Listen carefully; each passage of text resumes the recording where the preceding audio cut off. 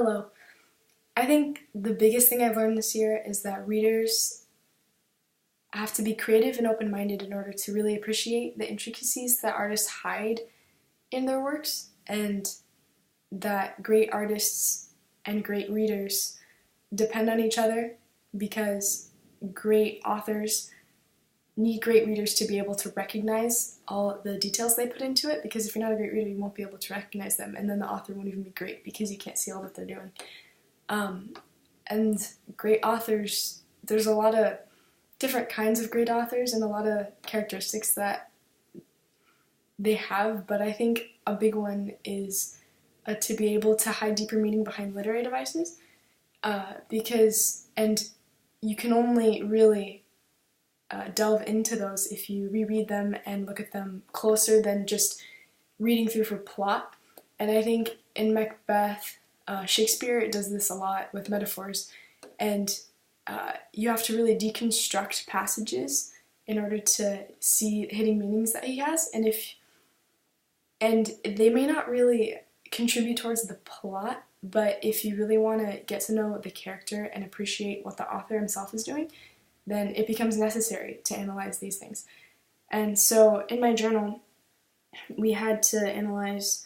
the Tomorrow speech from Act 5, Scene 5. And I noticed he compares life to a stage actor, signifying how existence is characterized by falseness and is short-lived.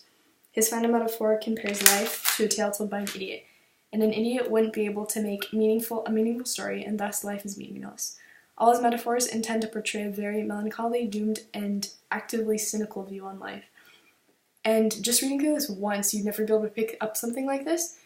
and that's kind of what makes him a great author, because every time you read it and every time you delve deeper, you discover something more, and so it's not boring, because you don't get sick of it, because you keep discovering more and more. And I think also great authors, they can never be taken literally,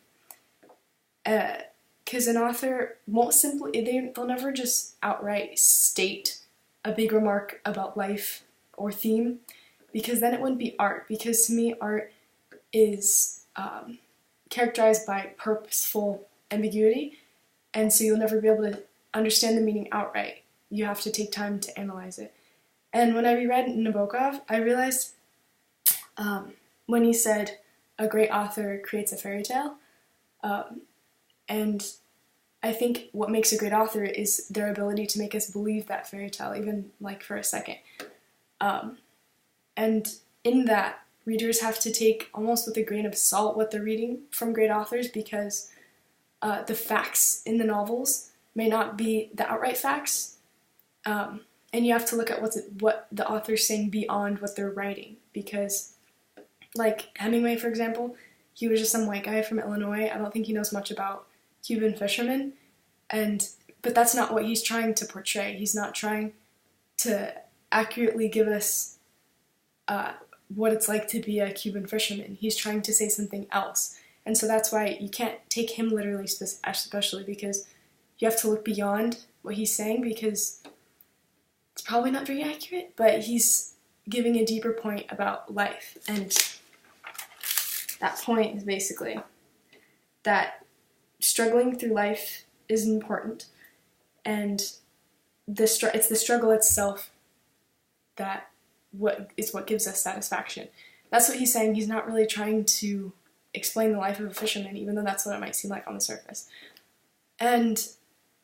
critical readers themselves, I think and a really important thing for a critical reader, and what I discovered, is that you have to almost assume that everything has significance until you prove it doesn't, because when it comes to reading literature, great authors, they don't do things on accident. Almost everything has a purpose, and so you have to kind of assume that everything has a deeper purpose, everything that they say. So even if something might not seem that important, it probably is. And in Catcher in the Rye, I noticed a lot of that, because at the beginning, some things that seemed like tiny details would reoccur later and later, and so you kind of had to assume that they meant something important from the very beginning. And I noticed it from the beginning too. Such like one of the symbols I noticed from my journal, the red hunting hat. Both of the main character's siblings, who he loves, have red hair, and he wants to feel closer to them and maintain his innocence, and the loss of innocence was a continued theme throughout the book. And initially reading it, when he said the hat was red, it seemed weirdly specific, but in my gut I kind of knew that it would be important because it was so specific, and it turned out to be. So critical readers really have to just assume that everything has significance. And great authors for poems, I think especially, everything that all the words they use have meaning, and so through reading them you have to analyze every implication and every connotation of each word, because there's less words than longer works, which is something I actually picked up from the beginning when I first read Praying. On the left side of my journal, I noticed that it's always been easy for me to find reasons as to why authors will choose certain words, because I have a broad vocabulary and know connotations for most words. So that kind of always helped me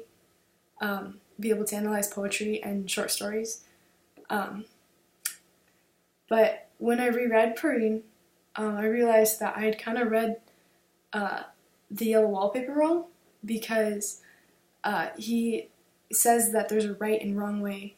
to analyze things or to come to a conclusion about what the deeper meaning is, which was kind of hard for me to grasp because I thought that you could kind of interpret things any way you wanted. But in The Yellow Wallpaper, initially I thought she was schizophrenic, but then now I realize that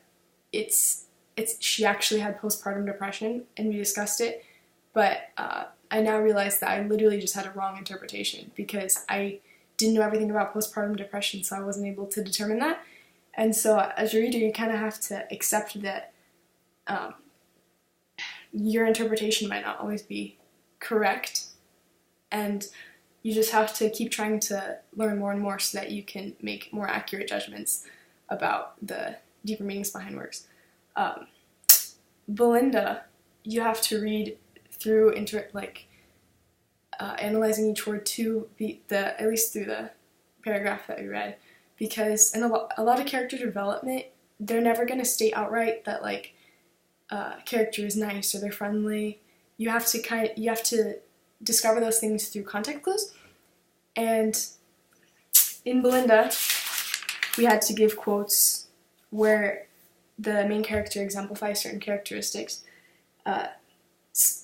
In the